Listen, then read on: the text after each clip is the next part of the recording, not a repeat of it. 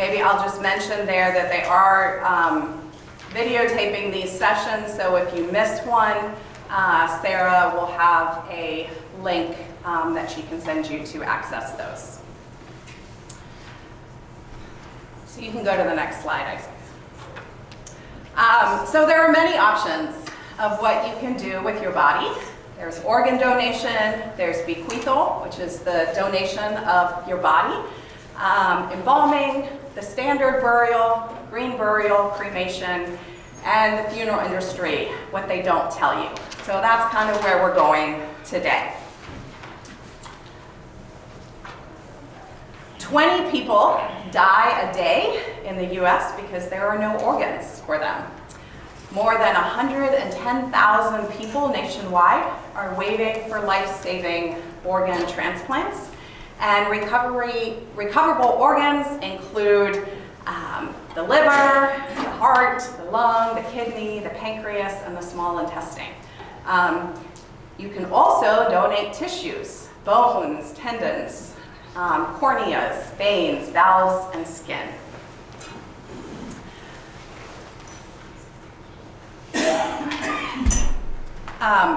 One donor can save up to 8 lives through organ donation and 100 lives through tissue donation. And every year, about 500,000 Americans' lives are saved through organ and tissue donation.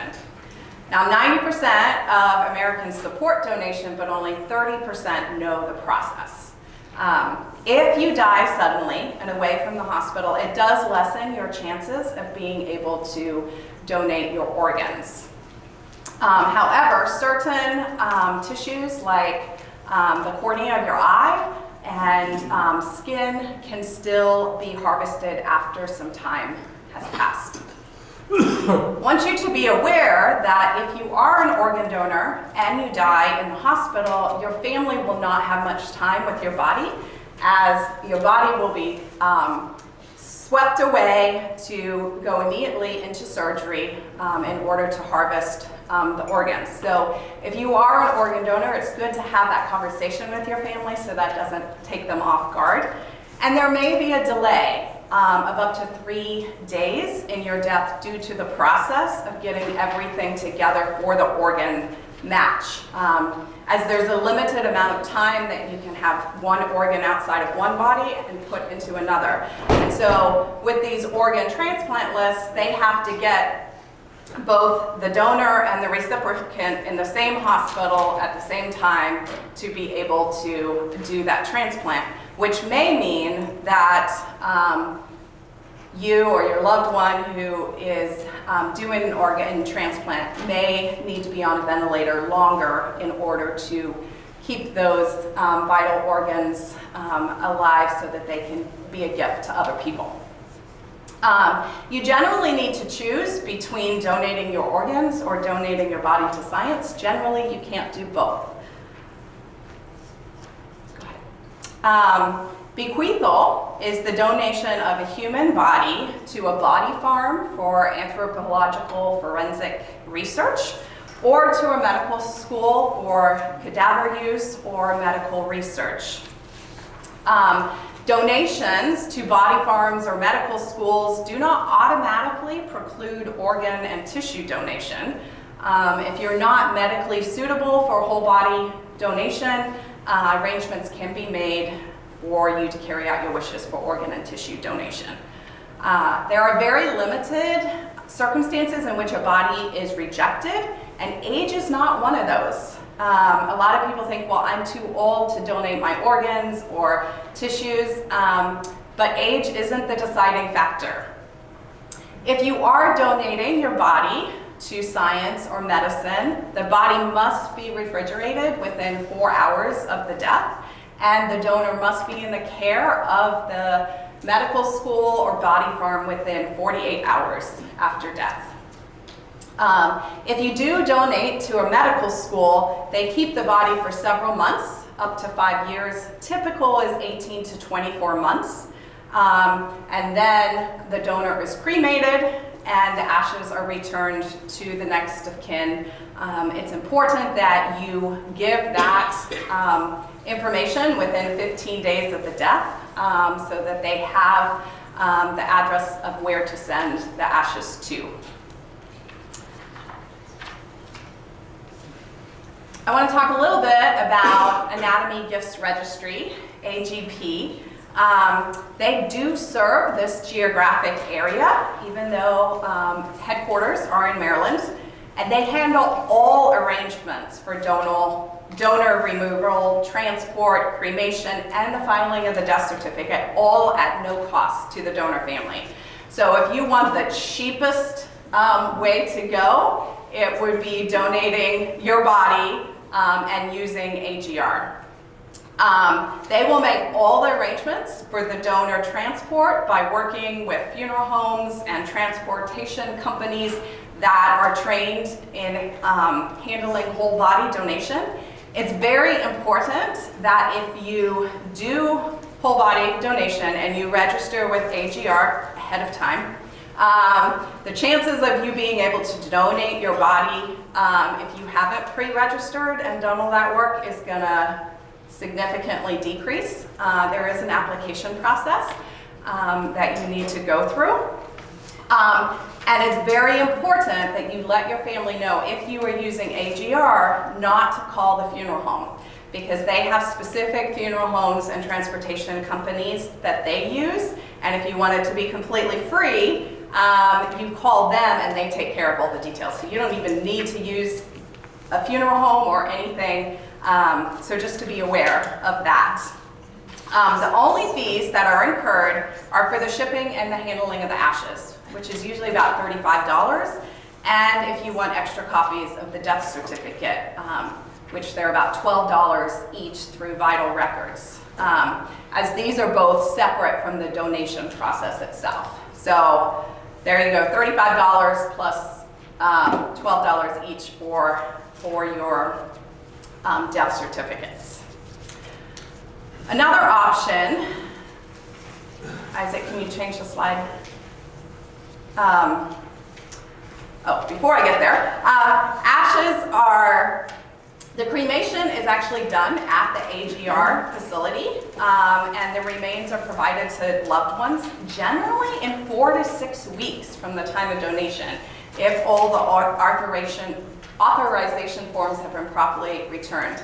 So a lot of people like this because it's not this long, drawn-out process if you go through a medical school.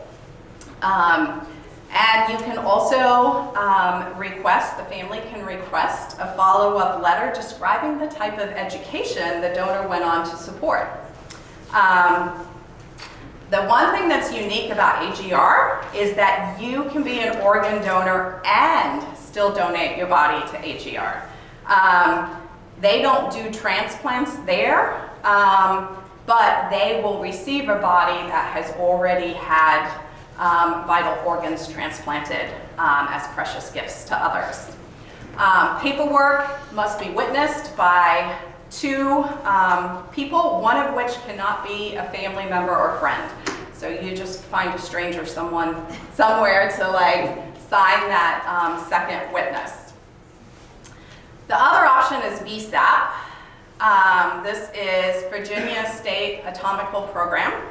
The difference between them and AGR is that they expect the family to call the funeral home to transport the body and refrigerate it until they can pick up the body, which can cost $1,500 to $2,000.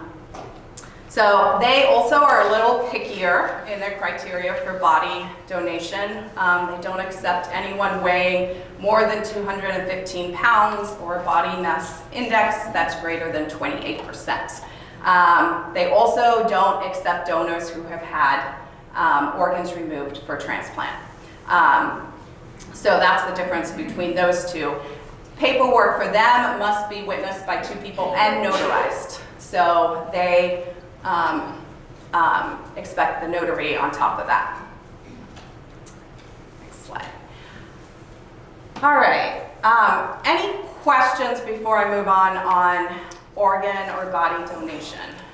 Is there any age limit on the heart being donated? Say like a 75-year-old man would give a heart to a 22-year-old individual? I am told there is no age limit for, well, there is no age limit for body donation. I'm not sure for organ donation. We'll let the doctor speak to that one. Every organ is different. Yeah, every organ is different, and I think it really depends on how healthy your organs are. They might be able to use one of your organs but not the rest, that type of thing. Yeah, there was another question. How is it determined that the person that signs is not a friend?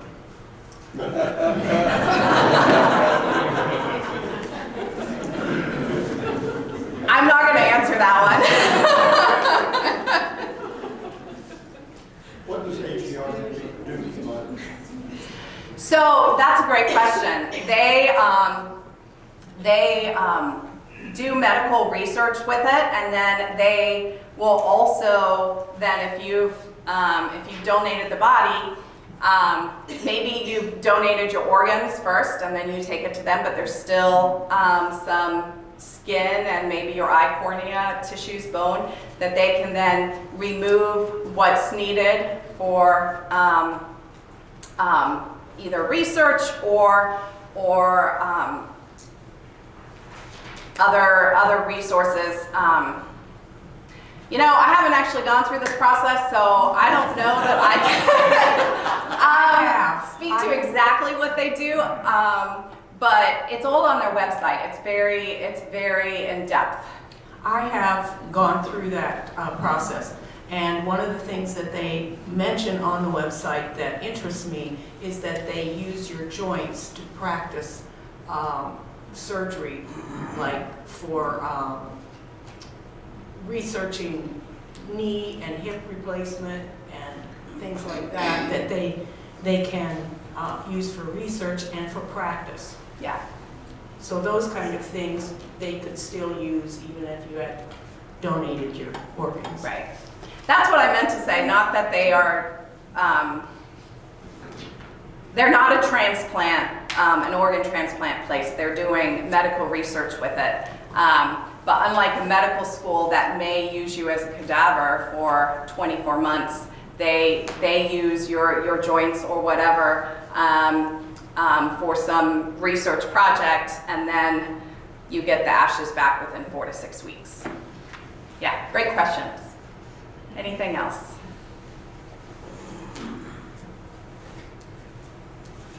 Okay. We'll move on. In all states, it is legal to have your loved one's body at home after they die. And Virginia does not require you to involve a licensed funeral director in making or carrying out your final arrangements. How long can you keep them at home? Because there's lots of things in the news about, like, someone was in there for 36 months. Seems long.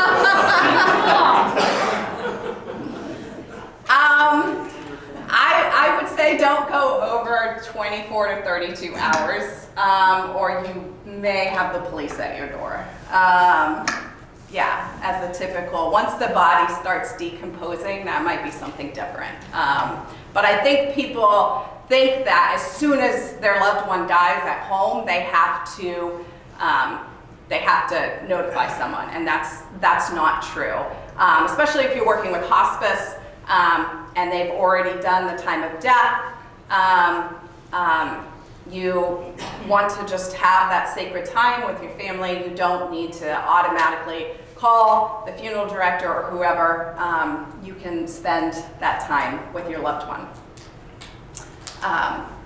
All right, let's continue. Embalming is not necessary to hold a body for a delayed burial or cremation. You can keep a body in refrigeration or on dry ice for 72 hours before decomposition takes place.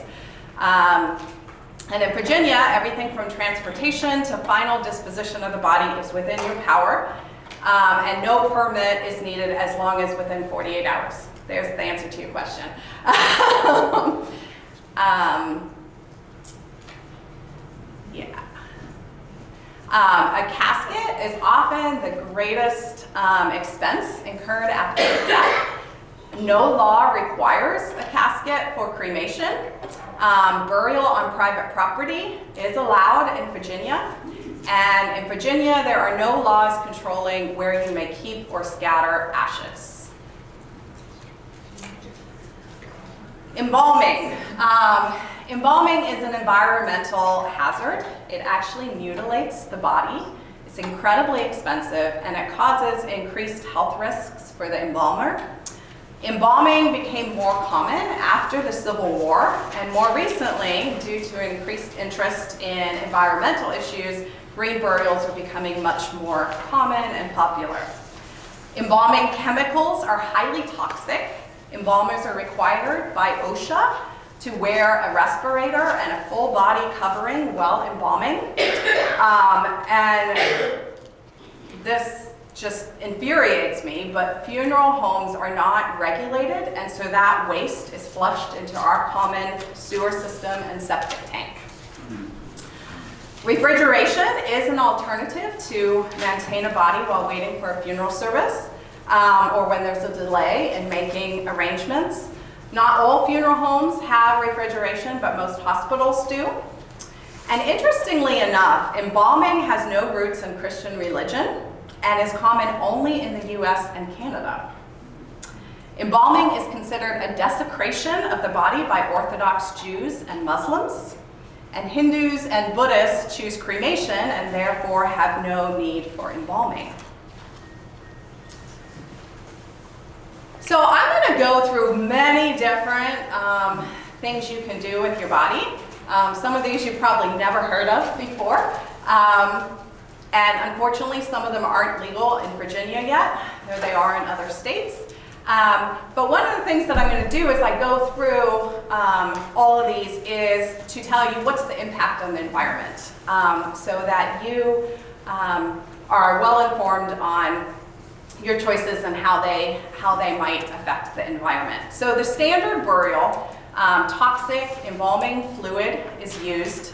They use fossil fuel equipment to dig and cover the grave. Metals, cement vaults, and precious woods are buried, and toxic lawn care is used in most cemeteries. Direct disposition would be an alternative to the standard burial. This is where the body is removed from the place of death, placed in a container or casket, and delivered to the cemetery or crematory without embalming. This must be done within a day or two of death. It does put more time pressure on family members to gather quickly to be present for a formal burial. But if there's anything that these sessions want to encourage you in, it's to plan ahead. And the best gift you can give your family members is to have all these arrangements made and taken care of before you get a terminal illness or you're at end of life. Another option is a hybrid burial where you would use a biodegradable coffin. There's a natural decomposition, but it may include toxic lawn care and, again, fossil fuel equipment to dig the grave. Then there's the shroud burial. This is my personal favorite. Jesus was most likely wrapped in a shroud before he was placed in the tomb. I almost brought my mom's shroud and was going to ask for a volunteer to wrap someone up, but I decided against that. So this is becoming more popular. More cemeteries are moving towards green burial options. This is where the body is wrapped in a large burial cloth and then is lowered into the grave. So it depends on the cemetery that you use. It may or may not have a concrete vault. Again, it depends on the cemetery and the local and state regulations. Some of the pros and cons of a shroud burial: it's environmentally green, especially if the body's not embalmed. You eliminate the costs of the casket and the vault. which cuts down on costs and also additional resources being buried, never to be used again. Again, it's less costly than traditional burial. One of the cons might be some people might feel like it's unseemly to place the dirt directly on the shroud. Some people struggle with that, but as we're getting closer to Ash Wednesday, this is ashes to ashes, dust to dust. We came from the earth and we're being returned to the earth. Then there's the natural burial ground, where you would have a biodegradable coffin, a natural decomposition. Natural burial grounds are bound by legal agreements not to change their cemetery standards. They get an eco review that's verified that the cemetery won't degrade the environment, and it prohibits the use of markers that are not aesthetically natural. What does that mean? Great question. Duck Run, which I'll talk about a little bit later, which is our natural green burial in this area, they have rocks that they did the research on that rock being the most common geological, like that it's, I'm totally messing up how I say this, but it's that it's for that area that is not bringing in something that's foreign. That rock is harvested and is typical to that area. So it is a flat rock, and they will engrave your name and birth date and death date, and it lies flat to the ground. So there was no markers that are high up, and it's a natural rock that's consistent with the environment around it. Great question. All right, yeah. I heard at one point that Lindale was thinking of opening a new area. I heard that at one point that Lindale was thinking of opening a new area of cemetery that would be like this. Do you know whether that's true? That's coming up. So wait a couple slides. Conservation burial is where you have a biodegradable coffin or shroud, natural decomposition with a shallow grave, and you preserve the natural areas from development with legal protections in place. You must have an established conservation partner to administer. And Duck Run is both the natural and the conservation. It meets both of those criteria. Cremation. I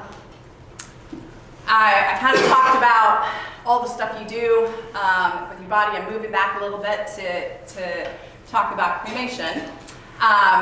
Here, a casket or cardboard box containing the body is placed in a cremation chamber. The temperature is raised to 1400 to 1800 degrees Fahrenheit, and after about 2 hours, all organic material is consumed by heat or evaporation, and all that's left is remaining bone fragments known as cremated remains. These are then processed into fine particles and placed in a container for the family. An inexpensive cardboard box for cremation costs between $50 to $150, depending on the weight and the size of the body. The law requires at least a 24-hour delay after death before cremation can take place, and that is essentially because you can't change your mind at that point. One creative idea is to have family members, including children and grandchildren, use markers to draw pictures and write notes on the cardboard box as a way of saying goodbye. So just an idea there for you. Some of the pros and cons, again, this doesn't require a casket or a vault, but there is some debate as to how environmentally clean it is due to the amount of energy used to consume the body. It is the easiest way to transport a body internationally if you die overseas. And if it occurs without embalming and viewing the body, it can be the most economical method of disposing of a body outside of AGR. In most states, a viewing can happen before cremation and without embalming if the body is kept cool. Cremation is often used after a body has been donated to research or to a body farm. There are still some people, I still get this at the hospital sometimes, that feel like it conflicts with biblical teaching. I haven't found the scripture that says you can't cremate your body in the Bible. If you find it, let me know. But that is a concern for some people, though I think that's changing with time. All right, so with cremation, there's no cemetery land needed. The bone nutrients are returned to the soil, though most nutrients from the remains have burned up. Some still bury cremains in an urn or a box in toxic lawn care cemeteries that burn fossil fuels. Fossil fuels are used for the cremation. And there is some discussion on whether the vaporized toxins released into the air, mercury and dioxins, those levels aren't regulated. So cremation is a lot more environmentally friendly than some of the other options, but there is still some debate on, because of the amount of fossil fuels that it takes, and toxins that are released. So, okay, this is one you probably have not heard of. Alkaline or water resolution is a process that uses heated water, pressure, and alkalinity to accelerate the natural decomposition in as little as 30 minutes, leaving a liquid that can be dried into a form resembling ashes. This is currently not legal in Virginia. It is in North Carolina and some other states. And it is on the docket for Virginia. So if any of the three ones that aren't currently legal in Virginia become legal, this is probably the one that will. Again, no coffin or shroud is needed. No cemetery land is needed. Most nutrients are returned to water or land. It uses water, which is 1/23 of our body weight.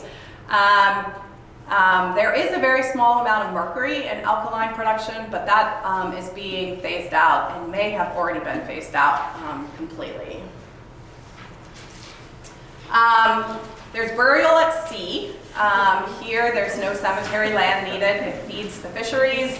However, the Navy requires embalmed remains, and most companies and the Navy require metal coffins with concrete inside and holes drilled in them for quick and sure sinking to the bottom.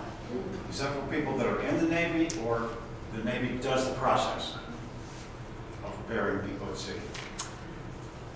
I don't know. I haven't had an end-of-life doula client that wants to be buried at sea, so I'm not sure. Does anyone else know the answer to that question? My stepmother was buried deep in California, Okay. and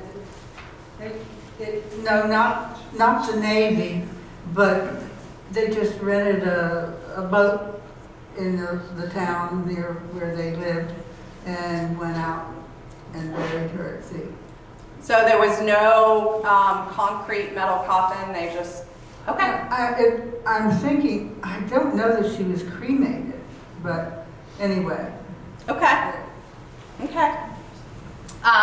Yeah, and I need to do more research on that one since we don't, we're not close to a seashore. I haven't had much experience with this one. All right, then there's the open air cremation. No cemetery is needed. It burns renewable wood rather than fossil fuel. One of the questions is, with slower, lower temperature burn, is dioxin still released? And again, most of the nutrients from the remains are burned up. This is often what Hindus and Buddhists do. Is that allowed in our country?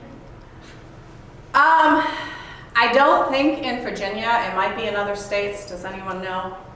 One, maybe Oregon. Maybe Oregon? Okay.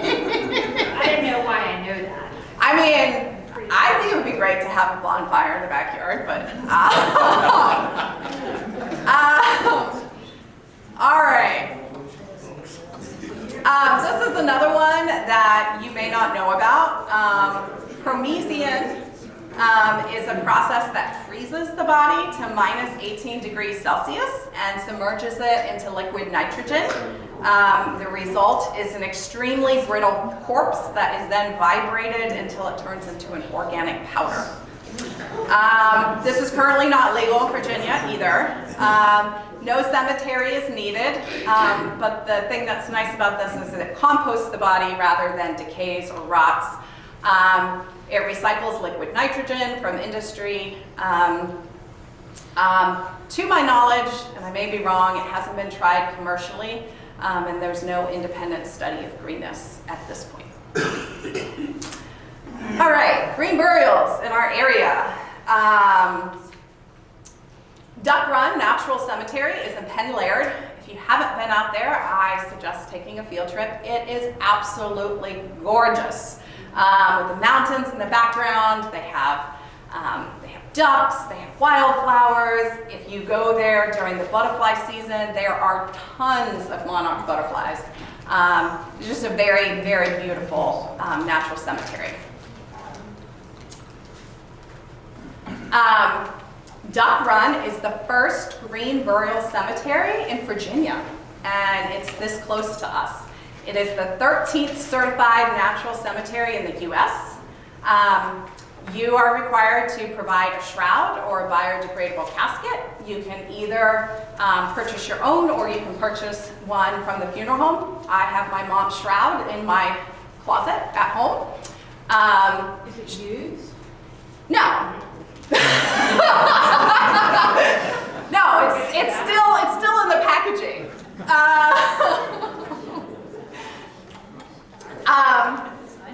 You can make your own shroud, but it needs to be made from natural fibers such as cotton, linen, or silk. There can't be any buttons or zippers or polyester or anything that isn't 100% natural or biodegradable. Biodegradable caskets are made of pine, wicker, bamboo, or cardboard. Again, if you're going to do a burial at Duck Run, it's best to do it within 24 to 32 hours.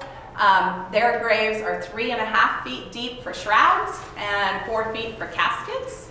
Now you guys might think this is a little weird, but there's a permanent section, and that is the cost as of, yeah, that's today's cost.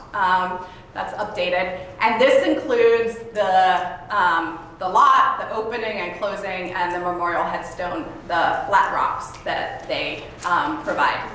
There's also a renewable section that after 75 years, the space is reused for someone else, and those are a little cheaper. There are cremation spaces if you want to bury an urn or a box with ashes. Again, both of those have to be made of biodegradable materials, and then there are scattering gardens as well. What happens if you're in the renewable section and they renew it? What happens to your bones and stuff? They're not going to biodegrade in 75 years. What I'm told is that our bodies totally biodegrade within 50 years. So they're actually giving a 25-year period in case you just are one of those people that doesn't rot as fast or compost as fast as some other people. So, but yeah, it takes 50 years for our body to totally decompose. Yeah. Yeah. They dig up bones that are thousands of years old. Yeah, that is true. There's a lot of chemistry in that. Yeah. I'm not a chemist, so you can talk to the chemist about that. I'm just an end-of-life doula. I don't. So, yeah, the goal for Duck Run is for it to look like an arboretum. Family is encouraged to plant natural species of plants. All the plants that are there are native to the area. You can put 2 people in one plot. Just one has to be a full body and the other a cremation. You can purchase a family lot and have up to 8 people in a family lot. And again, the headstones are natural and are placed flat to the ground. This is something that was kind of infuriating to me as an end-of-life doula who wants to get away from funeral homes altogether. Duck Run does require the use of a funeral home. This isn't true of all natural burials, but it is true of Duck Run. And they want the funeral home to provide the transportation, the climate-controlled environment until the time of burial, bathing and dressing in a shroud or a casket, and filing of the death certificate. Apparently, years ago, they buried someone who didn't have an adequate death certificate and got into trouble, so now they require you to use a few. And they don't have those services at Duck Run, they're just a cemetery, and so that's why they require that. So if you decide to use Duck Run, you want to choose the immediate burial package at the funeral home, which includes necessary services without all the extras. All right, now we're to Lindale Mennonite. Lindale Mennonite Church purchased 7.25 acres adjacent to their cemetery and had it rezoned so that it could be used for cemetery. And their burial lots to community members are $600, which I think is a really good deal. It's $400 if you're a member there, but if you're not a member, they open it up to the community, $600 a plot. It's not 100% green because they do use a concrete box, which is better than a vault with a seal, but it's still burying concrete underground. Though what one family just recently decided to do was to put the concrete box upside down, because it only has how many sides the top is open. And so what they did was they put it upside down so that the body would deteriorate naturally, but it was upside down so that the ground would not sink in. So that's one way to kind of work at it there. At Lindale, you can have 2 people in one plot, again, if one's buried and one is cremated, and they allow up to 4 cremation burials in one lot, and allow you to dig your loved one's grave if desired. So I will say, I talked to someone from Lindale yesterday, and they are wanting to move towards completely green burial, like Duck Run, but there's a lot of hoops they have to jump through to do that, but that is something that they are talking about. They have done biodegradable caskets and shrouds with the concrete vault without the seal on top, so that may be up and coming. We'll see. If you want direct cremation and that's all you want to do, this is your cheapest option, McCutcheon. They are not a funeral home, so basically what that covers is transportation of the body, medical examiner costs, and a simple box for remains and a death certificate, the filing of the death certificate. So if you want extra copies, that would be on you to go to Vital Records and get that. So there's no other funeral services you know, if you want to have a service or if you want to have a graveside, or they don't offer any of that. They just